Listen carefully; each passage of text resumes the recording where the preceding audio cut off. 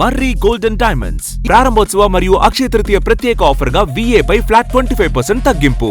మర్రి golden diamonds, Kukatpally, Hyderabad. Bill పేరుతో delimitation bill తీసుకువచ్చారని కేంద్ర ప్రభుత్వంపై సీఎం రేవంత్ రెడ్డి విమర్శలు గుప్పించారు. మహిళా బిల్లు వీగిపోవడంతో ప్రతిపక్షాలపై అసత్య ప్రచారం చేస్తున్నారని ఆయన ఢిల్లీలో మండిపడ్డారు. మహిళల సంక్షేమానికి కాంగ్రెస్ పార్టీ కట్టుబడి ఉందని పునరుద్ఘాటించారు. మహిళా బిల్లు వీగిపోవడం బీజేపీ విధానాల ఓటమిగా భావించాలని రేవంత్ రెడ్డి ఎద్దేవా చేశారు. ఈ బిల్లుపై ప్రధాని మోదీకి నిజాయితీ లేదన్న సీఎం మహిళా రిజర్వేషన్ బిల్లు తీసుకువస్తే పార్లమెంట్లో అందరూ మద్దతు తెలిపేవారన్నారు. మహిళా బిల్లు పేరుతో డీలిమిటేషన్ బిల్లు తీసుకువచ్చి దక్షిణాదికి అన్యాయం చేయాలని చూశారని ముఖ్యమంత్రి ఆక్షేపించారు. ప్రధాని మోదీ ఉత్తర దక్షిణ భారత్ మధ్య అంతరాలు సృష్టించే విధానాన్ని విరమించుకోవాలని రేవంత్ హితవు పలికారు. లోక్సభలో కేంద్ర ప్రభుత్వం ప్రవేశపెట్టిన బిల్లులను చర్చలతో పాటు కేంద్ర ప్రభుత్వం ఓటమిని ప్రజలు కల్లారా చూసిండ్రు. ఈ ఓటమి భారతీయ జనతా పార్టీ తెచ్చిన చట్టాల ఓటమిగా చూడాల్సిన అవసరం లేదు. భారతీయ జనతా పార్టీ నరేంద్ర మోడీ గారి యొక్క ప్రభుత్వం యొక్క చిత్తశుద్ధి ఓటమికి గురైంది.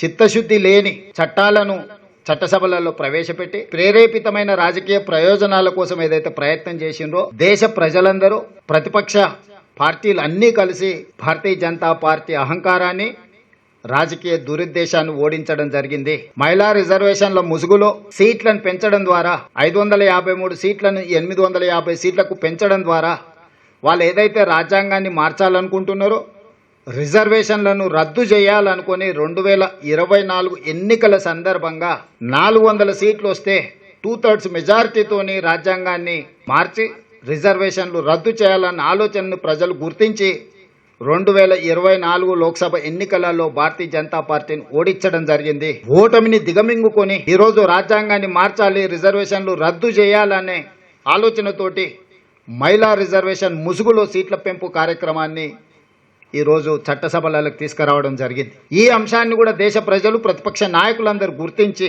మహిళా రిజర్వేషన్లకు మాకు ఎలాంటి అభ్యంతరం లేదు, సీట్ల పెంపు విషయంలో విస్తృత స్థాయిలో ప్రజలలో చర్చ జరిగి ప్రజల ఆమోదం మేరకు మాత్రమే మీరు ముందుకు వెళ్ళాలి, ఇప్పుడు ప్రవేశపెట్టిన చట్టాలను మేము ఒప్పుకునే సమస్యనే లేదు అని చెప్పి లోక్సభలో చర్చల సందర్భంగా చెప్పడమే కాకుండా ఓటింగ్లో కూడా కేంద్ర ప్రభుత్వాన్ని ఓడించడం జరిగింది. ఈ ఓటమి భారతీయ జనతా పార్టీ అహంకారాన్ని తగ్గిస్తుంది అని నేను భావిస్తున్నా.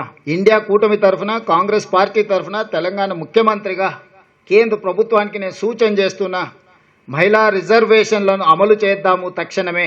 నిన్న చర్చల సందర్భంగా 1 గంట సభను వాయిదా వేస్తే చట్టాన్ని సమూలంగా మార్చుకొని వస్తానని అమిత్ షా గారు చెప్పిండ్రు. 1 గంటలోనే చట్టాన్ని సవరించగలిగిన శక్తి సామర్థ్యాలు ఉన్నప్పుడు ఈరోజు శనివారము, రేపు ఆదివారం, సోమవారం రోజు తిరిగి సభలను ప్రారంభించి మహిళా రిజర్వేషన్లు అమలు చేయడానికి అవసరమైన చట్ట సవరణలతో మహిళా రిజర్వేషన్లను అమలు చేయడానికి చట్టాన్ని తీసుకురావాలని, ఆ చట్టానికి కాంగ్రెస్ పార్టీ సంపూర్ణంగా మద్దతు పలుకుతుంది. మిగతా విపక్షాలను ప్రతిపక్షాలను అన్నిటిని కూడా సమన్వయం చేసే బాధ్యత కాంగ్రెస్ పార్టీ తీసుకుంటుంది. ఎందుకంటే స్వతంత్రం వచ్చిన తర్వాత పురుషులతో పాటు మహిళలకు సమానంగా ఓటు హక్కు ఇచ్చింది కాంగ్రెస్ పార్టీ. అన్ని అంశాలలో కాంగ్రెస్ పార్టీ మహిళలకు అత్యంత ప్రాధాన్యత ఇచ్చింది. అంతెందుకు కాంగ్రెస్ పార్టీ అధ్యక్షురాలుగా శ్రీమతి ఇందిరాగాంధీ గారిని, శ్రీమతి సోనియా గాంధీ గారిని స్వతంత్రానికంటే ముందు కూడా కాంగ్రెస్ పార్టీకి మహిళా అధ్యక్షులను నియమించుకున్న చరిత్ర, మహిళా నాయకురాళ్ళ నాయకత్వంలో పనిచేసిన చరిత్ర కాంగ్రెస్ పార్టీకి ఉంది. మహిళా రిజర్వేషన్లకు కాంగ్రెస్ పార్టీ అడ్డంకి కాదు. కాంగ్రెస్ పార్టీ మహిళా రిజర్వేషన్లను వ్యతిరేకించడం లేదు. మహిళా రిజర్వేషన్ల ముసుగులో రాజ్యాంగాన్ని సవరించడం ద్వారా రాజ్యాంగాన్ని మార్చి రిజర్వేషన్లు రద్దు చేయాలనే కుట్ర ఏదైతే మోడీ గారు చేస్తున్నారో దానికి మాత్రమే వ్యతిరేకము.